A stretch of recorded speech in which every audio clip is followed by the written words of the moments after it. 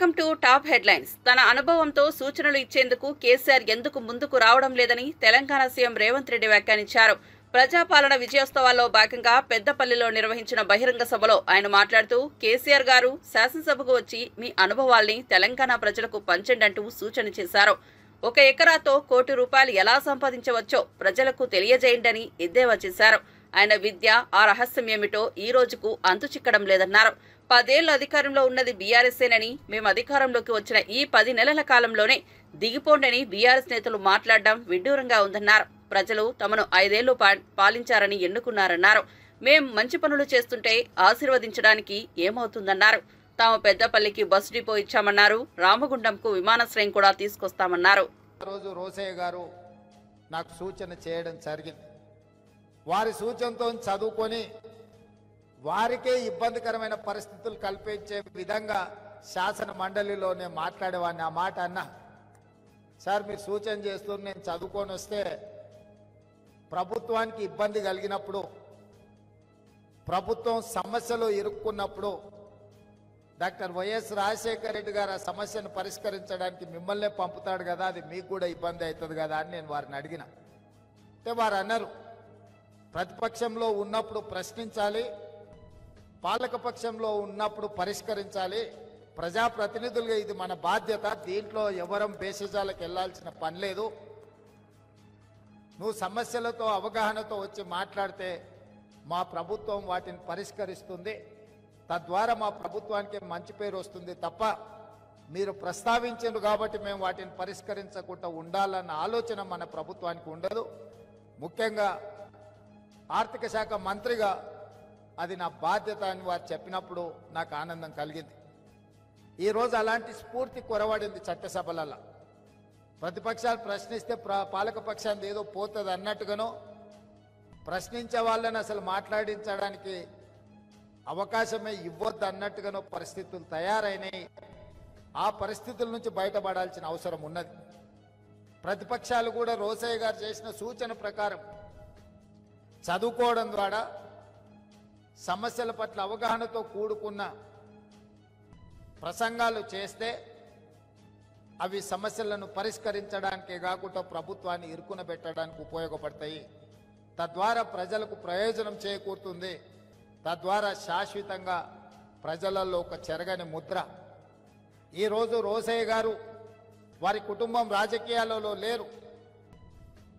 రాజకీయ అవసరాల కోసం మనం వెళ్తే వాళ్ళు పరిష్కరించగలిగిన పరిస్థితుల్లో ఉండకపోవచ్చు.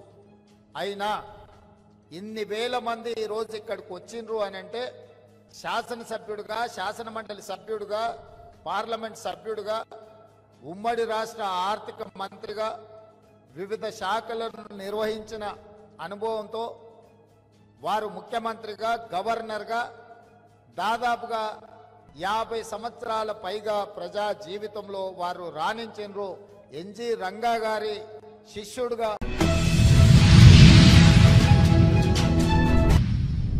సమర్థవంతంగా, నిజాయితీగా, మాటకు కట్టుబడి కూటమి ప్రభుత్వం పనిచేస్తోందని ఏపీ పౌర సరఫరాల శాఖ మంత్రి నాదెండ్ల మనోహర్ అన్నారు. అవనిగడ్డలో రెవెన్యూ సమావేశ మందిరంలో నియోజకవర్గ స్థాయి ధాన్యం కొనుగోలు సమీక్షా సమావేశం నిర్వహించారు. ఈ సందర్భంగా మంత్రి మాట్లాడుతూ రాష్ట్రంలో ఇప్పటికే 9,91,000 మెట్రిక్ టన్నుల ధాన్యం కొనుగోలు చేసే రైతులకు 2,283 కోట్ల నగదు చెల్లించినట్లు చెప్పారు. ఇందులో 2,067 కోట్ల సొమ్మును ధాన్యం విక్రయించిన రైతులకు 24 గంటల్లో చెల్లించినట్లు తెలిపారు. మీకోసం వచ్చాం సరేనా, రైతులందరూ సంతోషంగా ఉండాలి, ఇబ్బంది లేకుండా. ఏం పెట్టుకోబాకండి ఇబ్బంది. కొనుగోలు మేము చేస్తాం, బాధ్యత మాది. సాయంత్రం కలిసి తీసుకెళ్తాంలేండి, ఇబ్బంది లేదు.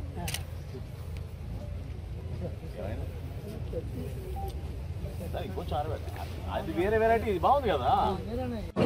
రాష్ట్ర వ్యాప్తంగా మా కూటమి ప్రభుత్వం రైతులకు అండగా నిలబడాలని, భరోసాన్ని ఇచ్చే విధంగా ధాన్యం కొనుగోలు విషయంలో అద్భుతమైన కార్యక్రమాలు తీసుకెళ్తాం. అనుకోకుండా కొంచెం వాతావరణంలో మార్పులు వచ్చింది కాబట్టి కొన్ని ప్రాంతాల్లో ఒక అలజడి సృష్టించి కొంతమంది దళాలు, రైస్ మిల్లర్లు రైతులను కొంచెం ఇబ్బంది పెడుతున్నారనే సమాచారంతో క్షేత్రస్థాయిలో మేము కూడా పర్యటిస్తున్నాం. ఈరోజు కృష్ణా జిల్లాలో అవనిగడ్డ నియోజకవర్గంలో పెద్దలు అందరి ప్రసాద్ గారితో ఈ 3 మండలాల్లో రైతులతో మమేకమై వాళ్ళ సమస్యలు తెలుసుకుని ప్రధానంగా ఇక్కడ తేమ శాతం ఎక్కువ ఉంది అనే ఆలోచన. రెండోది 1262 నంబర్లు ధాన్యం కోసం వాళ్ళు కొంచెం ఆందోళన చెందుతున్నారు. రెండు సమస్యలపైన కూడా అధికార యంత్రాంగంతో టెలికాన్ఫరెన్స్ ఏర్పాటు చేసి రైస్ మిల్లులందరికీ కూడా ఆదేశాలు ఇవ్వడం జరిగింది. ఎట్టి పరిస్థితుల్లో చివరి గింజ వరకు కొనే బాధ్యత రాష్ట్ర ప్రభుత్వం తీసుకుంటుంది. ఎక్కడ కూడా కనీస మద్దతు ధర కన్నా తక్కువ కొంటే రేపటి నుంచి కలెక్టర్ గారికి దాని మీద ఆదేశాలు ఇవ్వడం జరిగింది. వాళ్ళకి ఖచ్చితంగా వాళ్ళపైన క్రిమినల్ యాక్షన్ తీసుకునే విధంగా కేసులు పెట్టే విధంగా మేము ముందుకెళ్తాం. రైతు ఎవరు కూడా మిల్లర్ దగ్గరికి వెళ్ళి మాకు అన్యాయం జరిగిందనే భావన వాళ్ళకి కలగకూడదు. 1725 రూపాయలు, మంచి క్వాలిటీ అయితే 1740 రూపాయలు చొప్పున కనీస మద్దతు ధరతోటి రాష్ట్ర వ్యాప్తంగా కొనాల్సిన బాధ్యత ప్రభుత్వానికి ఉంటుంది, అదేవిధంగా మిల్లర్లకు ఉంటుంది. ఆ పొరపాటు చేయకుండా ఉండడానికి కోసం చిన్న చిన్న గ్యాప్లు ఎక్కడైనా ఉంటే ట్రాన్స్పోర్టేషన్ విషయంలో కానివ్వండి, లేబర్ విషయంలో కానివ్వండి, గోతాల విషయంలో కానివ్వండి, అన్ని విధాలుగా పౌర సరఫరాలు సహకరించి మేము అండగా నిలబడడానికి సిద్ధంగా ఉన్నాం. రెవెన్యూ సిబ్బంది, వ్యవసాయ సిబ్బంది అందరూ కూడా సమాయుత్తమై ఇక్కడ ఉన్న 6 మండలాల్లో కూడా అమనిగడ్డలో ఎక్కడ కూడా పొరపాటు లేకుండా ధాన్యం కొనుగోలు చేయాల్సిన అవసరం ఉంది. ఇందాక నేను వివరాలు కూడా చెప్పాను. 24 గంటల లోపు మేము ఇప్పటివరకు ధాన్యం కొనుగోలు చేసిన విషయంలో 24 గంటల లోపు 93% మంది రైతులకి డబ్బులు వాళ్ళ ఖాతాల్లో పడిపోయినాయి. దాదాపు 2800 కోట్ల రూపాయలు ధాన్యం కొనుగోలు మేము చేశాం. కృష్ణా జిల్లాలో ప్రత్యేకంగా 124,000 మెట్రిక్ టన్నులు ఆల్రెడీ మేము ధాన్యం కొనుగోలు చేయడం జరిగింది. ఖచ్చితంగా మీ అందరికీ కూడా నేను మీడియా మిత్రుల ద్వారా రైతులకి భరోసా ఇస్తున్నాం. ప్రభుత్వం తరఫున ఎక్కడ పొరపాటు లేకుండా ప్రతి రైతుకి మేము అండగా నిలబడతాం. రైతులే రాజుగా మేము భావించి అతను ఎదుర్కొనే సమస్యల్ని తీర్చే విధంగా క్షేత్రస్థాయిలో పర్యటించి మేము న్యాయం చేస్తామని ఈ సందర్భంగా తెలుపుతున్నాం.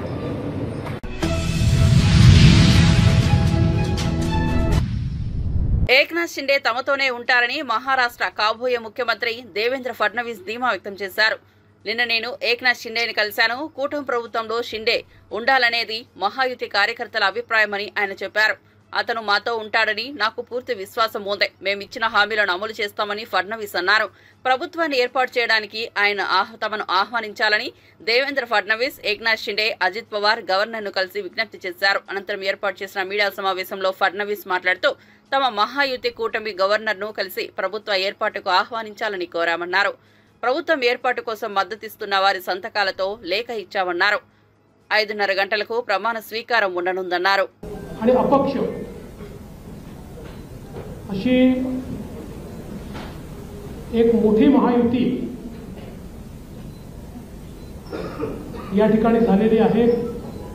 या सगळ्यांच्या सहीचं पत्र ते आम्ही दिलेलं आहे. मी विशेष आभार मानतो आमच्या शिवसेनेचे अध्यक्ष आणि राज्याचे विद्यमान मुख्यमंत्री माननीय एकनाथराव शिंदेजींचे की त्यांनी शिवसेनेच्या वतीनं माझ्या समर्थनार्थ पत्र दिलं आणि महायुतीचा मुख्यमंत्री म्हणून माझा शपथविधी करावा अशा प्रकारची विनंती त्यांनी माननीय राज्यपालांना केली आहे. त्याचप्रमाणे राष्ट्रवादी काँग्रेसच्या वतीनं राष्ट्रवादी काँग्रेसचे अध्यक्ष आणि उपमुख्यमंत्री माननीय अजितदादा पवार यांनी देखील त्याच आशयाचं पत्र देऊन मला मुख्यमंत्री म्हणून शपथ द्यावी अशा प्रकारची विनंती केलेली आहे. आमच्या मित्रपक्षांनी देखील तशाच प्रकारची विनंती केली आहे आणि या सगळ्यांच्या विनंतीचा मान ठेवून माननीय राज्यपाल महोदयांनी आम्हाला निमंत्रित केलेलं आहे. देशाचे प्रधानमंत्री माननीय मोदीजींच्या उपस्थितीत उद्या 5:30 वाजता हा सोहळा आझाद मैदान या ठिकाणी पार पाडला जाणार आहे. तिन्ही पक्षांचे नेते आम्ही त्या ठिकाणी उपस्थित असू. साहजिक आपला प्रश्न असणार आहे की किती लोकांच्या शपथविधी होतील वगैरे याची माहिती तुम्हाला संध्याकाळी दिली जाईल. किती लोकांचा शपथविधी होईल या संदर्भातली सगळी माहिती जी आहे ही संध्याकाळी दिली जाईल. सगळे निर्णय आम्ही एकत्रितपणे यापूर्वीही घेतले आहेत आणि यापुढे देखील आम्ही एकत्रितपणे निर्णय घेणार आहोत. मुख्यमंत्रीपद किंवा उपमुख्यमंत्रीपद हे आमच्याकरता एक प्रकारची तांत्रिक किंवा टेक्निकल अरेंजमेंट आहे. आम्ही तिघही एकत्रितपणे आजपर्यंत निर्णय घेत आलो आहोत आणि पुढेही राज्याच्या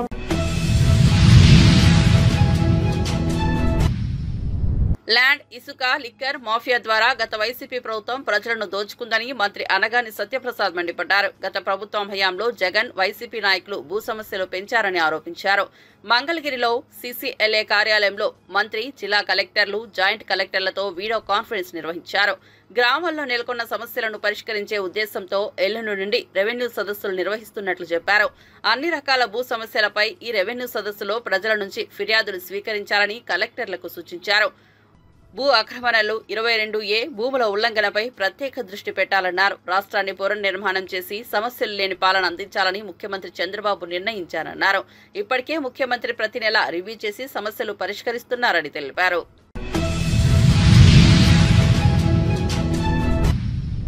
సామాజిక మాధ్యమాల్లో తమపై చేస్తున్న దుష్ప్రచారం తగదని, అలా చేసి తమ బతుకులు పొట్టలు కొట్టవద్దని లారీ ఓనర్స్ అసోసియేషన్ తీవ్ర నిరసన వ్యక్తం చేసింది.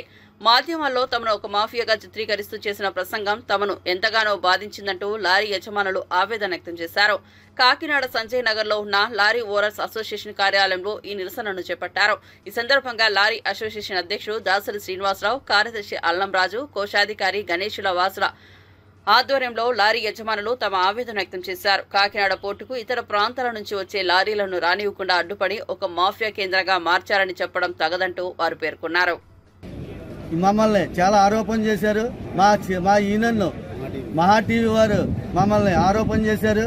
ఆ ఆరోపణలే మేము చరిత్రలో ఉన్న ఈయనని మాది. ఆ ఈయనని చాలా మీరు ఆరాధనపరుస్తున్నారు. దాని మీరు అది కరెక్ట్ కాదు. అలాంటిది ఏమైనా ఉంటే మీరు వచ్చి మా అసోసియేషన్ మీద మీరు ఆ అసోసియేషన్ మీద మీరు ఆరోపణ చేసిన వల్ల అది ఏమైనా ఉంటే రుజువులు చేసి అది చేయాలని, ఈ అసోసియేషన్ని కించపరచొద్దని చెప్తూ జరిగింది. మీరు ఏమన్నా రుజువులు చేసి మా అసోసియేషన్ని ఈ అసోసియేషన్ అంటే మేము చాలా మంది ఈ కుటుంబాలతో 30,000 కుటుంబాలతో మేము ఉన్నాం. 3,000 లారీలతో చాలా మంది బతుకుతున్నాం, జీవనోపాధి చేసుకుంటున్నాం. అలాంటి అసోసియేషన్ మీరు చాలా కిందపరచడం వల్ల మాకు బాధాకరమైంది. మా పెద్దలు మా పిల్లలు కూడా నిన్న నుంచి కూడా ఎవరు కూడా చాలా బాధాకరంతో ఉన్నారు. ఎప్పుడు కూడా వీడియో కానీ ఎవరిని కూడా మేము అందరినీ కూడా మేము చాలా సహకరించిన వాళ్ళు ఉన్నారు. మీ మహా టీవీ వారు ఇలా నింద వేయడం వల్ల మీరు ఆరోపించుతారని ఈ కిరాయిలు కూడా మేము దందా చేస్తాము, రౌడీజం చేస్తాం అన్నారు. అలాంటివి చేయము. మేము పొట్టకూడికి వచ్చాము మా బిజినెస్ కోసం. ఎంతో కాంట్రాక్టర్లని కూడా నిన్న కూడా మాకు చిన్న చాంబర్లో కూడా మొన్న మీటింగ్ అయింది. ఆ మీటింగ్ లో కూడా మేము కిరాయిలు కూడా తగ్గించడం జరిగింది. కానీ ఆయిల్ రేటు మాకు తగ్గిన వెంటనే చాంబర్లో మేము కిరాయిలు తగ్గిస్తాము. మేము అలాగే ఈ అసోసియేషన్ నడుపుకుంటున్నాము. మా పూర్వకాలం పెద్దలందరూ కూడా మీరు మా టీవీ వారు చాలా ఈ నిందన ఎత్తడం వల్ల మాకు చాలా బాధాకరం. అది మీరు చాలా రుజువు చేసి మా లారీ ఓనర్స్ కూడా మీరు ఎలాంటి ఏమైనా ఉంటే తప్పులుంటే సరి చేసుకుని మీరు చాలా అది ఎంక్వైరీ చేసి చేయాలని. చంద్రశేఖరరావు, నేను లారీ ఓనర్ని. ఈ అసోసియేషన్ 61లో పెట్టారు. ఈ రోజంటే కాకినాడ పోర్టులో డీ బోర్డర్ పోర్టు తర్వాత పంట్లు ఇవన్నీ వచ్చినాయి. ఈ పామాయిల్ కూడా ఈ రోజు వచ్చింది. పూర్వం పడవల మీద లోడ్ చేసిన కాడి నుంచి కూడా మీ అసోసియేషన్కి ఛాంబర్ ఆఫీస్కి కలిపి కమిట్మెంట్ ఉంటుంది. ఒక ఆయిల్ రేటు పెరగాలన్నా, ఆయిల్ రేటు తగ్గించినప్పుడు కిరాయిలు పెరగాలన్నా ఏదైనా సరే ఛాంబర్ ఆఫీస్లో ఇక్కడ ఎగ్జిక్యూటివ్ బాడీ ఓనర్స్ వెళ్ళి ఆ ఛాంబర్ ఆఫీస్లో ఉన్న నెంబర్లతో చెప్పుకుంటే వాళ్ళు రేటు నిర్ణయిస్తారు. ఆ రేటు నిర్ణయించిన రేటు మీద మేము లారీ ఓనర్స్ అసోసియేషన్ తోలుతాం. మేము సీరియల్ విధానంలో మేము వెళ్ళగా మిగిలిన లోడ్లు బయట అసోసియేషన్ వాళ్ళకి ఇస్తాం. ఇక్కడ అంతా కూడా మా రేటే, మాకో రేటు వాళ్ళకో రేటు, ఒక రోజుకు ఒక రేట్ అనేది ఉండదు. ఇక్కడ యూనియన్ ఉంది. ఎప్పటి నుంచో మా నాన్నల కాడి నుంచి ఎప్పుడో 61లో పెట్టిన కానీ స్థాపించింది. ఈ రోజు తెలుసో తెలియకో ఆయన వంశీ గారు, మహా టీవీ వంశీ గారు ఏం మాట్లాడతారో ఒకసారి ఆలకించండి సార్.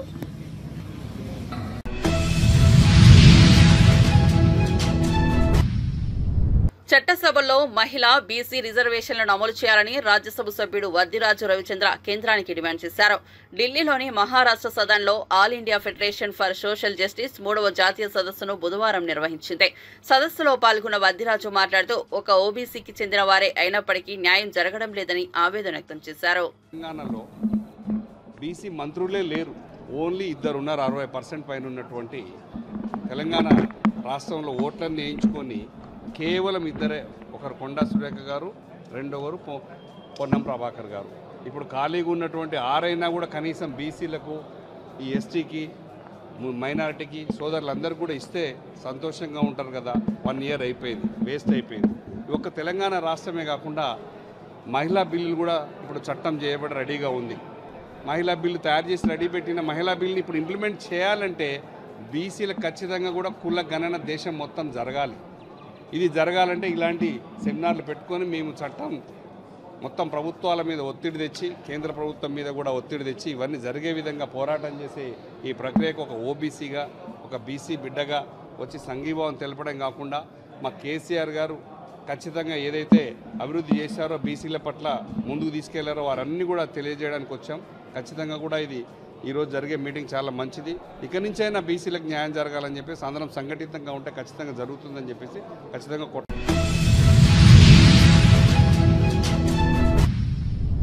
కాకినాడ పోర్టు వివాదం చిలికి గాలివానలా మారింది. సముద్ర మార్గం ద్వారా విదేశాలకు రేషన్ బియ్యం అక్రమంగా తరలిస్తున్న వ్యవహారం బయటపడడంతో రాజకీయ వాతావరణం వేడెక్కింది. వైసీపీ, టీడీపీ నాయకులు పరస్పర ఆరోపణలు చేసుకుంటున్నారు. గత ప్రభుత్వంలో వైసీపీ నేతలు అక్రమాలకు పాల్పడ్డారని టీడీపీ నేతలు అంటున్నారు. ఇందుకు కౌంటర్గా కేవీరావు అనే వ్యక్తిని తీసుకొచ్చి వైసీపీ నాయకులు ఆరోపణలు చేస్తున్నారు. తాజాగా వైసీపీ మాజీ మంత్రి కాకాని గోవర్ధన్ రెడ్డి స్పందించారు. కాకినాడ పోర్టు వివాదంలో ప్రభుత్వంపై సంచలన ఆరోపణలు చేశారు.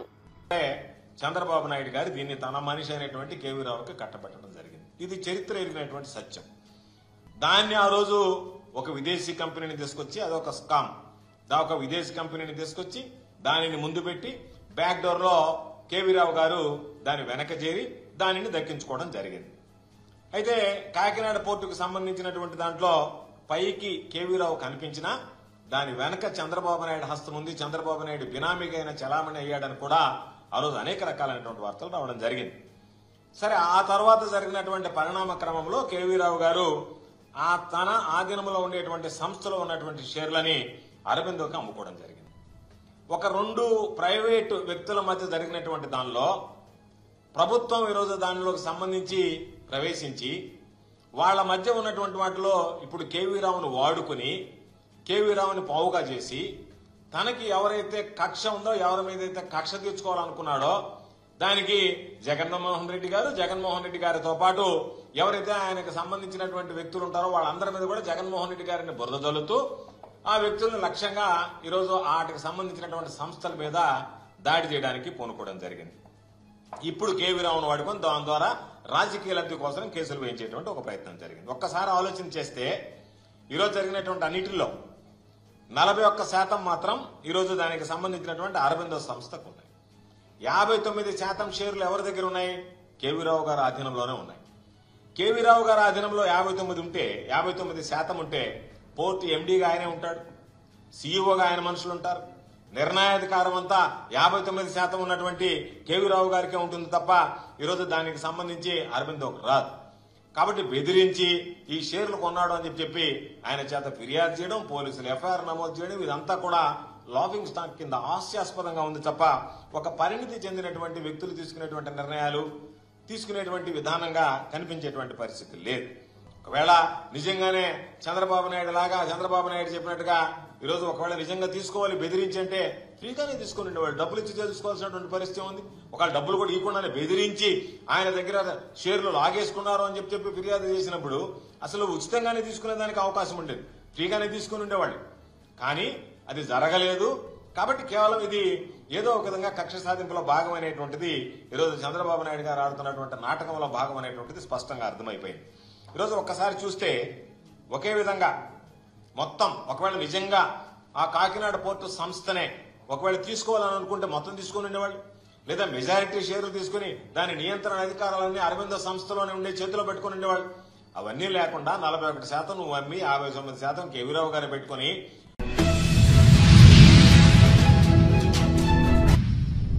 తాటాకు చెప్పులకు తెలంగాణ బిడ్డలు భయపడరని హరీష్ రావు మీద కేసు పెడితే వెనక్కు తగ్గుతారని అనుకోవడం రేవంత్ రెడ్డి సర్కార్ అవివేకమని మాజీ ఎమ్మెల్యే రసమయ్య బాలకిషన్ స్పష్టం చేశారు. అసలు కేసులకు భయపడితే తెలంగాణ రాష్ట్రమే వచ్చేదా అని నిప్పులు చెరిగారు. పాడే పరిస్థితులే లేదు.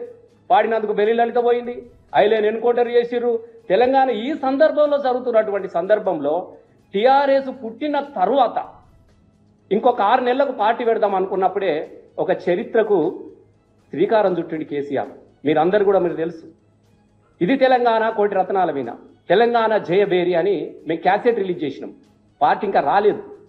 మేము ఇక్కడ నందినగర్లో కూర్చున్నాం. మేము అంటే చాలా మందికి ఏమనుకుంటారంటే చాలా మంది మేమే రాస్తున్నాం చరిత్రలు, పాటలు మేమే రాస్తున్నాం, మాటలు మేమే రాస్తున్నాం చాలా మంది అనుకున్నారు. కానీ పెద్ద రచయిత సాహిత్యకారుడు కేసీఆర్. నేను మీకు ఇది నేను గుర్తు చేస్తాను. అంటే నేను ప్రత్యక్షంగా చూసినాను కాబట్టి ఇది ఎట్లా గుర్తు చేస్తున్నా అంటే నాకు తెలియలేదు. అప్పటికి మేము పాటలు రాస్తా ఉంటే అప్పటికి ఇది తెలంగాణ కోటి రతనాల వీణ, గుండె రగిలి కథ నాకు రాగమాలాపించి పొలికేక పెట్టినది ఇది రుద్రవీణ. పాట మంచిగా పోయింది. చరణం కాడికి వచ్చినాం. తెలంగాణ చరిత్ర చెప్పాలి కదా ఇంట్లో కూడా అనుకున్న తర్వాత సుద్దాల అశోక్ అన్న రాస్తా ఉన్నాడు, నేను అశోక్ అన్న కూర్చున్నాం. రాత్రంతా కూర్చున్నాం. జయశంకర్ సార్ ఉన్నాడు, మన యాదిరెడ్డి సార్ ఉన్నాడు, కళ్ళం యాదిరెడ్డి సార్ ఉన్నాడు, ఇంకొక 5-6 మాసం సార్లు కూర్చున్నాం. 12 అయింది, 1 అయింది.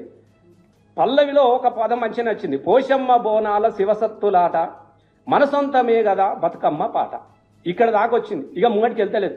ఎంత నాగలివాడి దాన్ని దునినా కూడా తిప్పుతుంది అప్ప ముందడికి పోతలేదు. ఇంకా గట్టిగా చెప్తే అప్పుడప్పుడు పంటస్తుడు ఇక లేవదు, తోక కొరికినా కూడా లేవదు ఎద్దు అందుకే. ఇక తెల్లారుతుంది అయితలేదు. ఇక ఇప్పుడు వద్దు, మన బుర్రలు మంచిగా లేవు, పొద్దుగాల ఆలోచిద్దాం, మీరు వైపు పండుకోమన్నారు. మేము పడుకున్నాం. మళ్ళీ సార్ పొద్దున్నే ఏం యాదికి వచ్చిందేమో తప్పన చేద ఆగిండు. 8 గంటలకే వచ్చిండు. 7:30 పోరగాలంటే కిందనే వంటాం. అప్పుడు మేము కిందనే వండుంటే లేవురా అంటే లేచినాం. అప్పుడు అశోక్ అన్న వచ్చిన తర్వాత టక్కన యాదికి వచ్చినాక ఎంత గొప్ప చెప్పిండంటే, ఏమో యాదికి మనం రాత్రి ఎన్నో మర్చిపోయినాం అన్నాడు. పోషమ్మ బోనాలు శివసత్తులాట మనసొంతమే కదా బతుకమ్మ పాట ఇంకేముండాలన్నాడు. అప్పుడు అన్నాడంటే, ఖండాలు దాట మన జానపద గీతం అందాల తెలంగాణ కావాలి రాష్ట్రం. ఇగో ఇది నా మైండ్ బ్లాక్ అయిపోయింది. అశోక్ అన్న కింద వాడు కొట్టుకున్నాడు దెబ్బకు. నిజం అంటే అశోక్ అన్న అప్పుడు ఎన్ని పాటలు టపటపా నేలమ్మ అంటే ఒక్కొక్కసారి ఎట్లా వస్తుంది అనడానికి మీకు చెప్తా ఉన్నాను. ఎంత సింపుల్గా చెప్పిండు. 2 మాటలలో తెలంగాణ సంస్కృతి వైభవం, తెలంగాణ ఆకాంక్ష అన్ని 2 మాటలలో చెప్పించిండు. వాస్తవంగా సారే గనక రాస్తే ఇవాళ ఎన్ని చరిత్ర పుస్తకాలు, ఇలా భూమికి బరువైనటువంటి వడ్లు వండినటువంటి తెలంగాణలో భూమికి బరువైన పుస్తకాలు నిలబడు కావచ్చు. సార్ కనుక రాయడం మొదలు పెడతా ఉంటే రాసే అవకాశం రాలేదు, సందర్భం రాలేదు అనుకున్నటువంటి పరిస్థితుల్లో. అంటే నేను ఎంట్రుగా దీన్ని చూసిన తర్వాత అనేక పుస్తకాలు వచ్చినాయి. కొంతమంది ఒప్పుకోరు. ఇప్పుడు కూడా మనం చూస్తున్నాం కదా, ఎవరు ఏమన్నా కూడా కేసీఆర్ది తెలంగాణలో పుట్టుడు చరిత్ర, ఇవాళ ఉన్నది వాని పెట్టుడు చరిత్ర, వాని ఇప్పుడు ఇవాళ నడుస్తున్నది పెట్టుడు చరిత్ర, మార్కెట్ చరిత్ర నడుస్తూ ఉన్నది. చరిత్ర లేనోడు చరిత్ర గురించి మాట్లాడుతూ ఉంటాం. నేను దయచేసి మా పాత్రికేయ మిత్రులు కూడా నేను చెప్తా ఉన్నా, నేను అసందర్భమైనటువంటి మాటలు వచ్చినప్పుడు దయచేసి మీరు కూడా ఆలోచించాల్సిన అవసరం. మీరంతా వేరు కాదు. మేము తెలంగాణ ధూమ్ధాం చేస్తున్నప్పుడు మీరు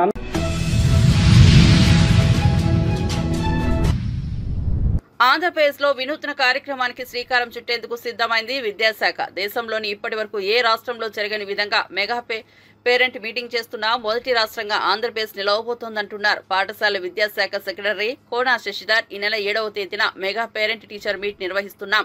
44,303 పాఠశాలలో ఒకే రోజు ఈ మెగా పేరెంట్ టీచర్ మీట్ నిర్వహణ ఉందన్నారు. 38,319 మండల పరిషత్, జిల్లా పరిషత్ పాఠశాలలు, 2,807 మున్సిపల్ పాఠశాలలు, 1054 రెసిడెన్షియల్, 2,843 ప్రభుత్వ పాఠశాలల్లో 7వ తేదీన ఉదయం 9 గంటల నుంచి మధ్యాహ్నం 1 గంట వరకు సమావేశం నిర్వహించనున్నట్లు వెల్లడించారు. 1 కోటి మందికి పైగా ఈ సమావేశంలో పాల్గొంటారని అంచనా వేస్తున్నారు.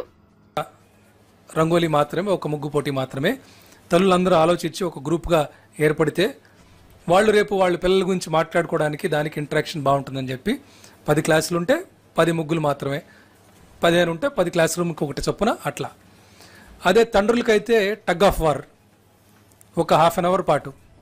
ఉదయం 9 o'clockకి పేరెంట్స్ వస్తే 10:30, 11 వరకు ఈ ఇండివిజువల్ ప్రోగ్రెస్ కార్డ్ డిస్కషను. అలాగే హెల్త్ డిపార్ట్మెంట్ వాళ్ళు ఈ మధ్య ఇండివిజువల్ హెల్త్ స్క్రీనింగ్ అని చెప్పి స్టార్ట్ చేశారు. ఇది ఒక దాదాపు 900 స్కూల్లో ఆల్రెడీ అయిపోయింది. ఈ 900 స్కూల్స్లో ఆ రోజు హెల్త్ కార్డు కూడా ఇవ్వటం జరుగుతుంది. మిగతా స్కూల్స్లో ఎందుకంటే 2-3 నెలలు పడుతుంది స్క్రీనింగ్ చేసి ప్రతి ఒక్క స్టూడెంట్కి అన్ని స్క్రీనింగ్ టెస్ట్ చేయడానికి.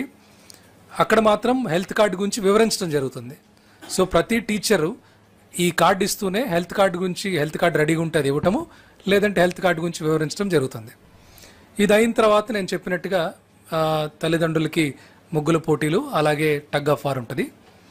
తర్వాత ఒక చిన్న పబ్లిక్ మీటింగ్, పబ్లిక్ అంటే బయట పబ్లిక్ని అలౌ చేయరు, లిమిటెడ్ పబ్లిక్ మీటింగ్ అంటే తల్లిదండ్రులు, ఎల్ఎంఐ అంటే పూర్వ విద్యార్థులు, ఎస్ఎంసి మెంబర్సు, టీచర్లు, హెడ్ మాస్టరు, పిల్లలు కలిపి ఒక మీటింగ్ కండక్ట్ చేసుకుంటారు. ఈ మీటింగ్లో హెడ్ మాస్టర్ గారు స్కూల్ రిపోర్ట్ కార్డ్ చదువుతారు.